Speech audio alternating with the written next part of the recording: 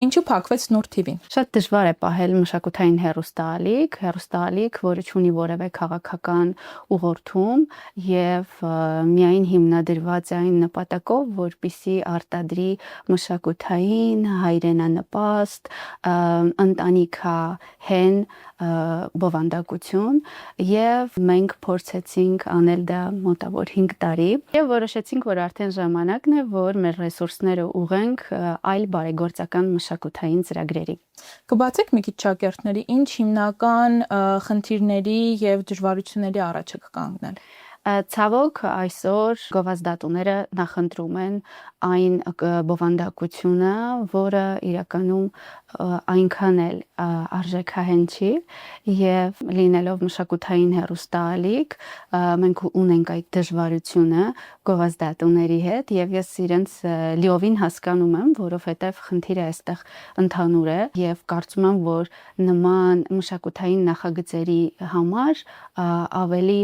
իմիջային գովազդներն են տեղին եւ կարեւոր է որ մեր գործարարները գիտակցեն այդ ամենը եւ ուշադրություն դարձնեն նաեւ այն հաղորդաշարերին, որոնք ունեն իմիջ, բարձր համբավ եւ կարեւոր չէ որ դիտումներով այնքան շատ չեն, որքան ժամանցային այլ հաղորդումները։ Իսկ եթե ընդհանրապես խոսենք մարզային TV-ներից, կնշեք, որոնք են այն հիմնական դժվարությունները, մարտահրավերները, որոնց որ բախվում են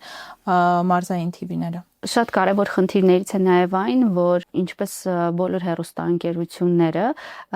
բայց մարզային հեռուստաընկերությունները հատկապես բախվում են գովազդատուների հետ համագործակցությունների խնդրի, որովհետև այսօր բլոգերների եւ ինֆլուենսերների ժամանակաշրջանում ենք ապրում եւ գործարարները վստահում են այդ գովազդներին, իսկ այս դեպքում անհավասար պայմաններ են հեռուստաընկերությունների եւ համացանցային գովազդի հետ կապված, որովհետև այն կարգավորումները, սահմանափակումները, որոնք կան դրված հեռուստաընկերությունների առաջ, դա թույլ չի տալիս լինել ավելի ազատ գովազդի ընտրության հարցում եւ կարողանալ ներգրավել շատ գովազդներ։ Այսինքն բախվում եք մի խնդրի, երբ անհավասար պայմաններ են եւ բլոգերը կարող է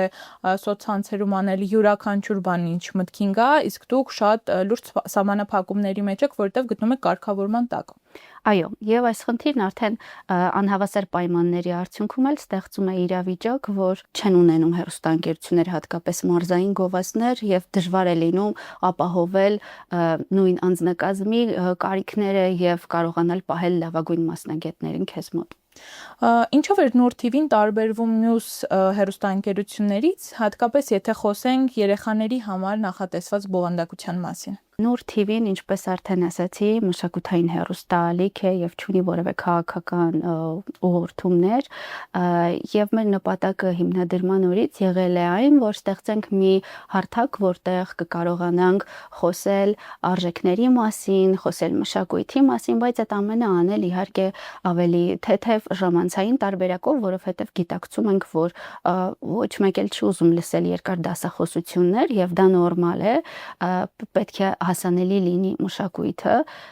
մենք պիտի հասանելի դարձնենք բարձր մշակույթը։ Ուղղակի չմեղադրենք, որ մարդիկ չեն սիրում ու վերջ, պետք է այդ ճանապարհը երկար ճանապարհ է, պիտի անցնենք, պիտի հասցնենք նրան, որ մարդիկ դա սիրեն։ Եվ մենք ունենք հաղորդաշարեր, որոնց ընթացքում մենք անդրադառնում ենք մշակութային տարբեր արժեքների, օրինակ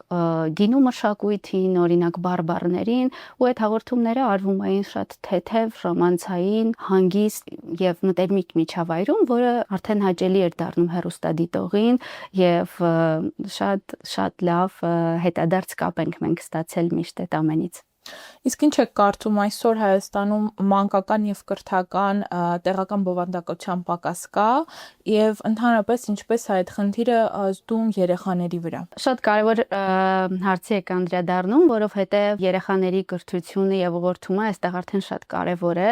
եւ մենք ունենք այդ բովանդակության պակասը եւ մեր հեռուստաընկերությունը եւ բարեգործական կազմակերպությունը, որի ղեկավարն եմ նաեւ, իրականացնում է տարբեր ծրագրեր երեխաների եւ երիտասարդների կրթությանն ուղղված, այդ ամենը անելով ժամանցի մեդիայի միջոցով։ Մենք այսօր ունենք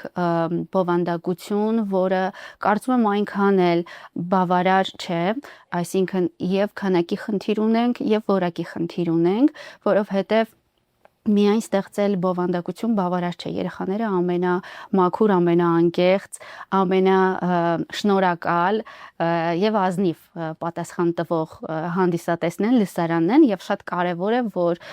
իրենց համար որևէ բան ստեղծելիս լինենք մենք ինքներս շատ պատասխանատու, որովհետեւ մենք այսօր ստեղծում ենք մի բան, մի հասարակություն, որը լինելու է արդեն 18 տարի, 10-15 տարի հետո լինելու են մեր ընտրողները։ Իսկ եթե մենք խոսենք պետության դերից, ինչ եք կարծում, արդյոք պետությունը բավարար աջակցություն է ցուցաբերում մարզային հեռուստաընկերություններին, հատկապես մանկական մեդիա նախագծերում։ Ունենք այս բացի իհարկե, բայց կարծես թե արվում են քայլեր, որպեսզի ստեղծվի հնարավորություններ եւ վերջերս ստեղծվեց Հանրօգուտ մեդիա միջավայր հիմնադրամը, որի նպատակն է տրամադրել դրամաշնորհեր հեռուստաընկերություններին, որոնք կստեղծեն հանրօգուտ կոնտենտ։ Այս շրջանակներում մենք եւս արտադրելու ենք մանկական երաժշտական մուլտեր, որոնք կլինեն կրթական բնույթի։ Երաժշտական մուլտերը ստեղծելիս մենք անպայման աշխատում ենք մասնագետների հետ, հոգեբանների հետ, լոգոպեդների հետ, որովհետև շատ կարևոր է, որ ուղղակի չստեղծենք ժամանցային մի բան։ Այսօր կան նմանատիպ կոնտենտ բովանդակություններ, որոնք որ շատ աղմուկ են, ենթադրում իրենցից, շատ վարգույներ են, շատ արագ փոփոխվող կադրեր են, բայց այս ամենը ազդում է երեխայի հոգեկան առողջության վրա, ինչպես երեխան չի կարողանում էլ կենտրոնանալ, կորցնում է համբերության զգացողությունը, դա վատ է անդրադառնում խոսքի զարգացման վրա, ուշադրության ընկալման, երևակայության, որովհետև այդ արագ կադրերը հնարավորություն չեն տալիս, որ երեխան կարողանա լիարժեք ընկալել, վերլուծել, հասկանալ այդ ամենը։ Եվ շատ կարևոր է, որ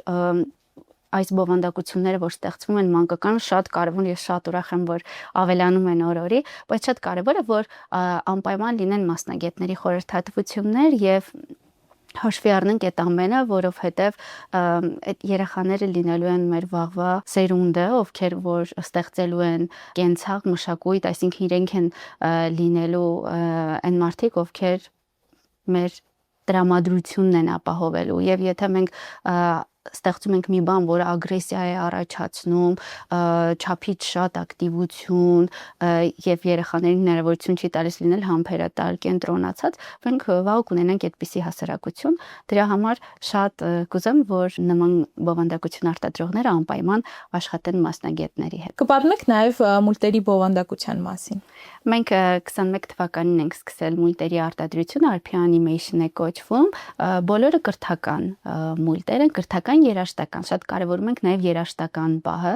որովհետև երաժշտությամբ կարողանում են ավելի հեշտ հիշել երեխաները եւ բովանդակությունը օրինակ ունենք երթևեկության կանոնների ուսուցումից սկսած մինչև մոլորակների մասին, եղուների մասին, բնություն մաքուր պահելու մասին, քաղաքավարության կանոնների մասին, շատ կարևոր է այդ համակեցության կանոնները, որին նույնիսկ մեծերը հաճախ չեն տիրապետում, ու բոլոր մուլտերը ունեն նմանատիպ բովանդակություն եւ ի վերջո պետք է հասկանանք, որ մուլտերը երեխաների առաջին ուսուցիչն են լինում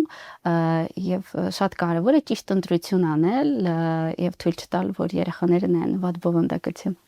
Իսկ ինչ որ երկրի փորձ ուսումնասիրել եք, թե սա զուտ ինչ որ մաքուր հայկական արտադրանք է։ Փորձ ուսումնասիրել ենք, բայց շատ կարևոր է այստեղ նաև մեր ինքնությունը։ Մենք ունենք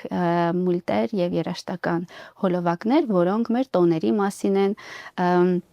որոնք որ օրինակ ունենք Կոմիտասի ստեղծագործություններից, Կոմիտասի գործերից, որոնք արված են շատ պարզ երեխաներին հասանելի լեզվով, շատ կարևոր է, որ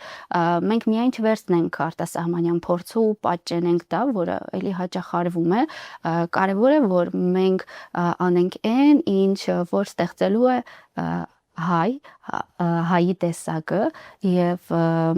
այդ ամենի միջոցով կարողանան երեխաները հայկական երաժշտության հետ ծանոթանալ,